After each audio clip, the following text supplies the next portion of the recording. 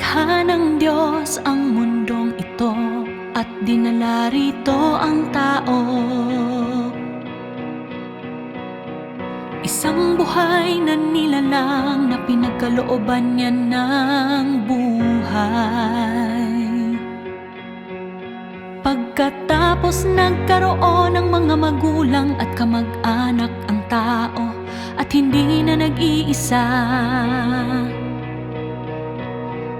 Mula nang unang makita ng tao ang materyal na mundong ito,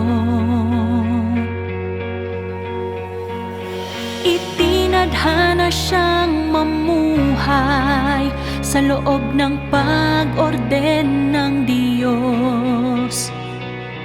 Ang hininga ng buhay mula sa Diyos ang sumusuporta sa bawat nabubuhay na nilalang. Sa kanilang paglaki hanggang sa kanilang pagtanda. Sa panahon ng prosesong ito, walang nakadarama na umiiral at lumalaki ang tao sa ilalim ng pangangalaga ng Diyos. Sa halip naniniwala siya na ang tao ay lumalaki sa ilalim ng biyaya ng pagpapalaki ng mga magulang, at na ang sarili niyang instinto sa buhay ang gumagabay sa kanyang paglaki. Ito'y dahil hindi alam ng tao kung sino ang nagkaloob ng buhay niya o kung saan ito nanggaling. Lalo nang hindi niya alam kung paano lumilikha ng mga himala. Ang instinto ng buhay, ang alam lang ng tao ay napagkain ang saligan ng pagpapatuloy ng kanyang buhay. Napagtitiyaga ang pinagmumulan ng pag-iral ng buhay niya. At na ang mga paniniwala sa kanyang isipan ang puhunan, kung saan nakadepende ang kanyang pananatiling buhay.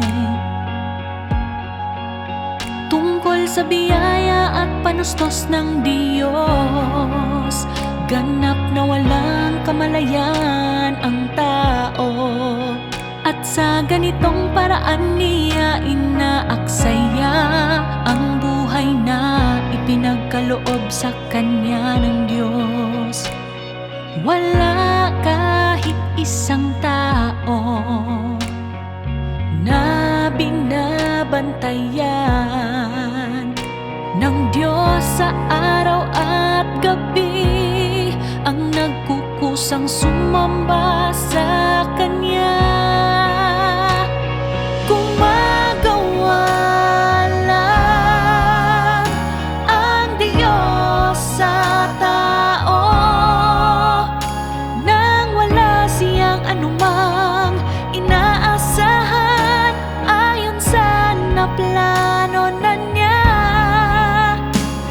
Ginagawa niya iyon sa pag-asang balang araw magigising ang tao mula sa panaginip nito, at biglang matatanto ang halaga at kabuluhan ng buhay, ang halagang ibinayad ng Diyos para sa lahat ng kanyang ibinigay rito, at ang pananabik ng Diyos na masiding nag-aasam na manumbalik ang tao sa Kanya.